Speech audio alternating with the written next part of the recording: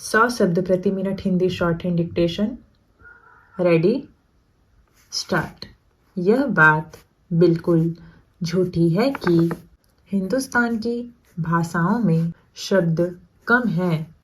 अंग्रेजी भाषा के शब्द तो 2 लाख होंगे और हिंदुस्तान की जो भाषाएं हैं, चाहे वह तेलुगु हो, बंगाली हो, मराठी हो, हिंदी हो या फिर उर्दू हो, इन सभी में कहीं इन सब को ऐसा ना बनने दीजिए कि उर्दू भी अरबी फ़ारसी हो जाए, या ऐसा हिंदी को मत बना दीजिए कि वह बिल्कुल ही संस्कृत हो जाए, जिसे हिंदी उर्दू कहना चाहिए।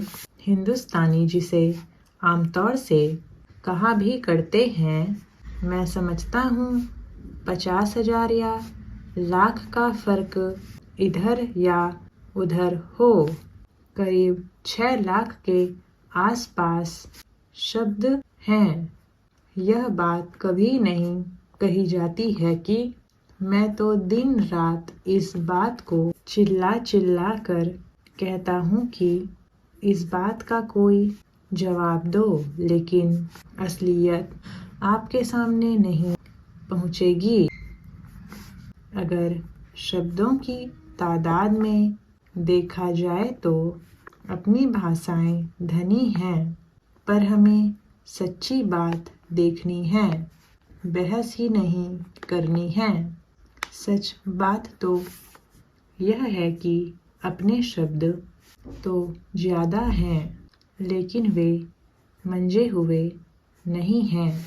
ऐसे बहुत से बर्तन हैं जो या तो कभी बहुत इस्तेमाल हुए थे और या कई बरसों से रखे रखे उनमें जंग लग गई। उसी तरह से शब्द भी कहीं तो जम गए, और कुछ ऐसे हैं जो नए हैं, वे उतने मंजे हुए नहीं हैं। पैरा। सभापति जी, आज़ादी के 65 वर्षों के बाद भी हर भारतीय नागरिक अपने आप को प्रशासनिक प्रक्रिया से अलग थलग महसूस कर रहा है, और अलग थलग होने का यह भाव आर्थिक रूप से पिछड़े लोगों में और समाज के निचले तबकों में ज़्यादा है।